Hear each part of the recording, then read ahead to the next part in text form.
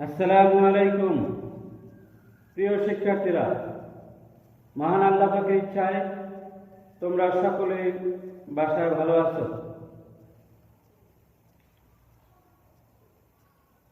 মানবদরদী জনদরদী শিক্ষানুরাগী প্রধানমন্ত্রী শেখ হাসিনার নির্দেশে স্বাস্থ্যবিধি মেনে তোমরা বাসায় পড়াশোনা করতেছ এবং বাসায় অবস্থান করতেছ।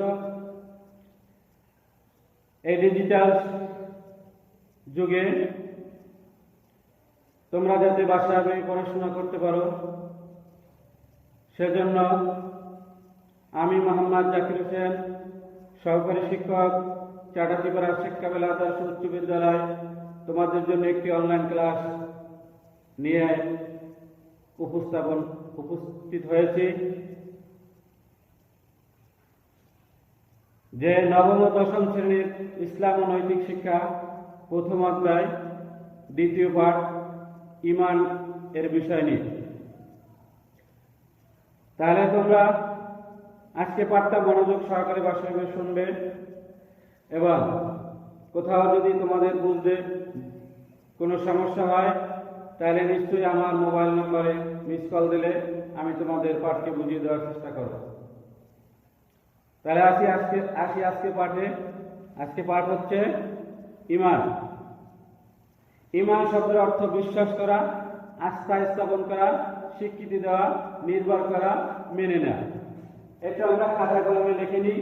ঈমান শব্দের অর্থ বিশ্বাস করা, আস্থা স্থাপন করা, স্বীকৃতি দেওয়া, নির্ভর করা, মেনে নেওয়া ইত্যাদি।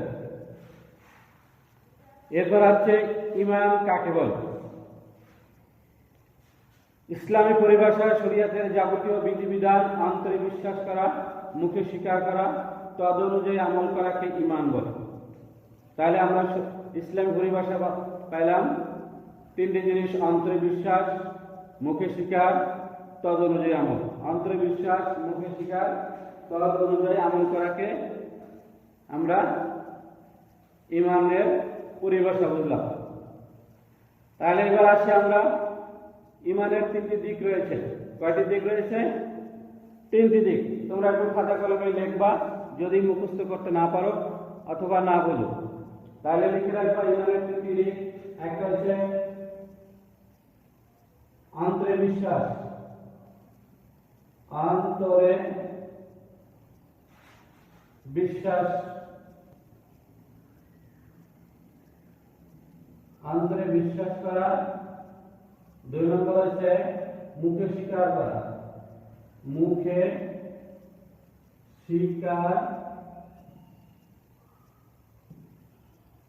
স্বীকার করা। আর তিন নম্বর হচ্ছে তদ অনুযায়ী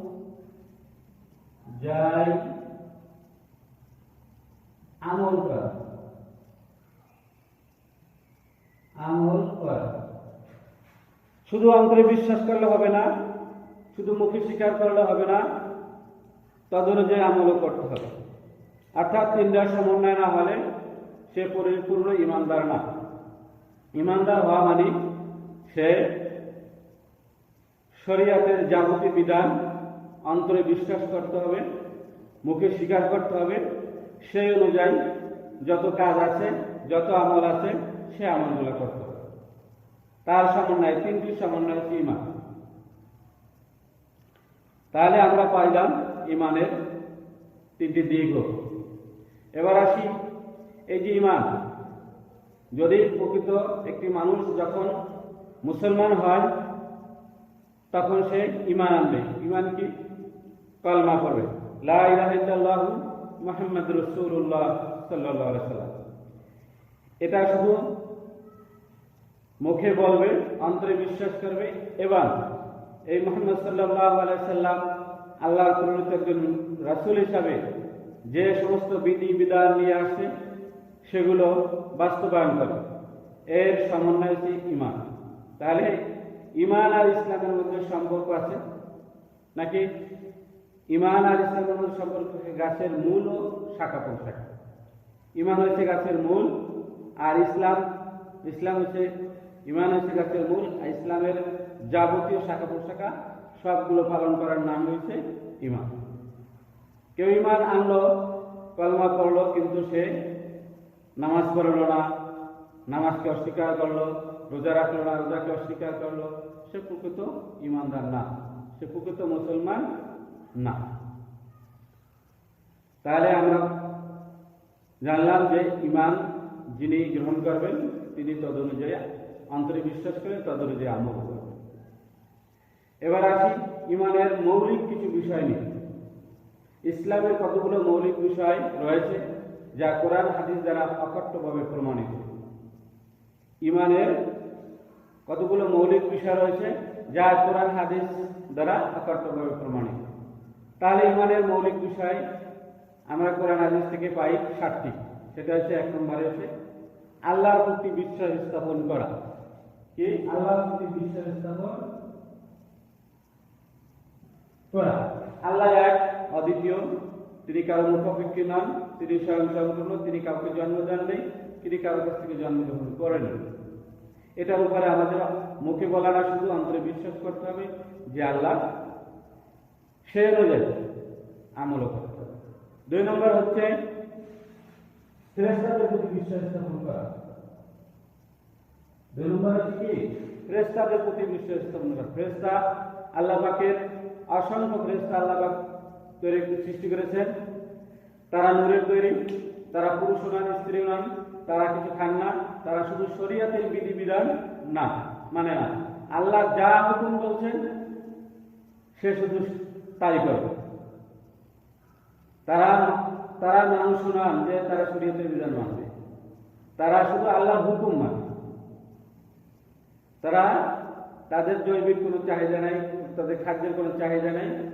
হ্যাঁ, এই ফেরেশতা অসংখ্য, এই নূরের তৈরি ফেরেশতা অসংখ্য, তার কোনো সীমা নাই। কত হাজার, কত লক্ষ, কত কোটি, বিলিয়ন বিলিয়ন আল্লাহ পাক সৃষ্টি করেছেন তা আল্লাহই ভালো জানে।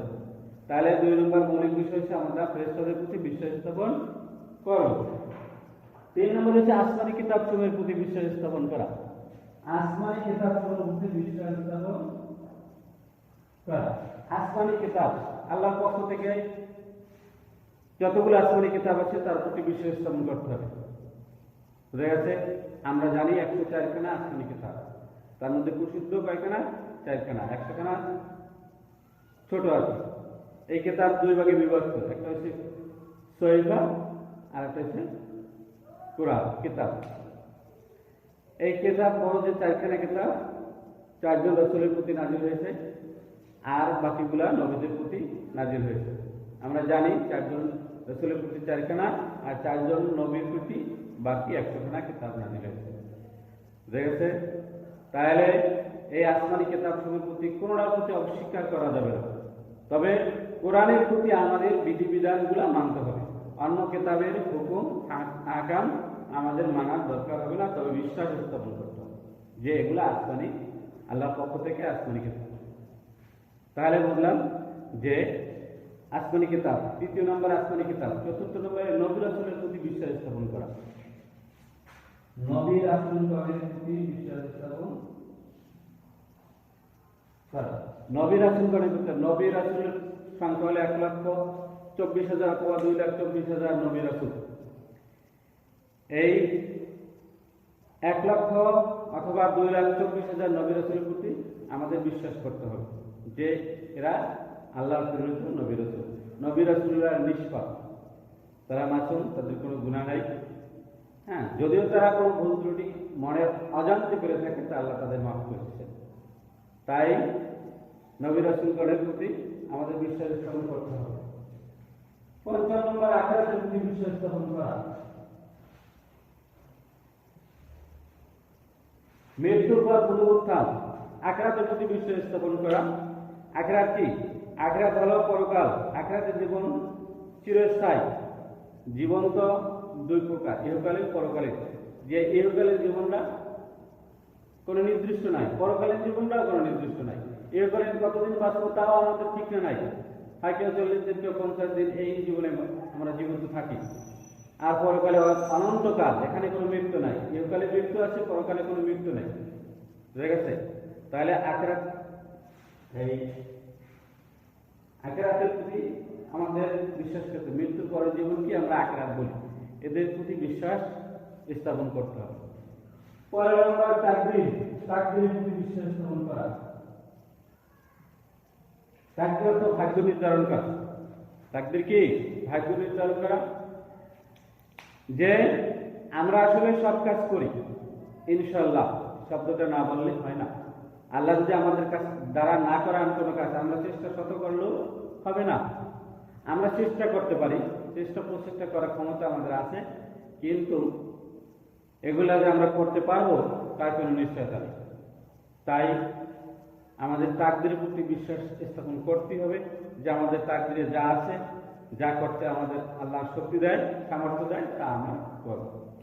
সবশেষ মৃত্যুর পর পুনরুত্থানের প্রতি বিশ্বাস স্থাপন করা।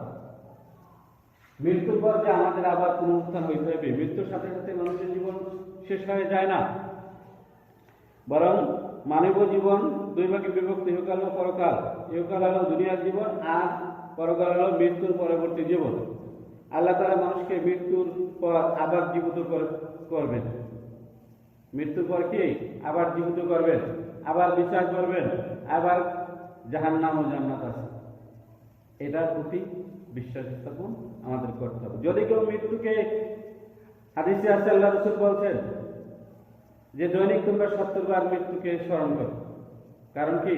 মৃত্যুকে স্মরণ করলে দুনিয়ায় কেউ পাপ কাজ করতে পারে না। আমার মৃত্যু হবে, মৃত্যুর পর আবার আমার জবাব দিয়ে আছে, আমার বিচার হবে, এগুলো যদি কেউ বিশ্বাস করে তাহলে আর সে পাপ কাজ করতে পারে না।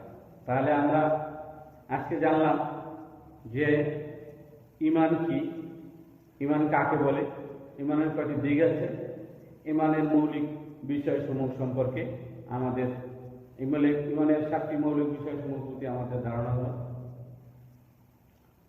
আশা করি তোমরা মনোযোগ সহকারে পাঠটা বাসায় পড়াশোনা করবা এবং খাতায় লিখে রাখবা। পরবর্তীতে যদি দেখার সৌভাগ্য হয়, যদি আল্লাহ আমাকে বাঁচিয়ে রাখে, তোমাদেরকে সুস্থ রাখে, তা আবার স্কুল খুললে তোমাদের সাথে দেখা হবে। আসসালামু আলাইকুম। তোমরা সকলেই ভালো থাকো।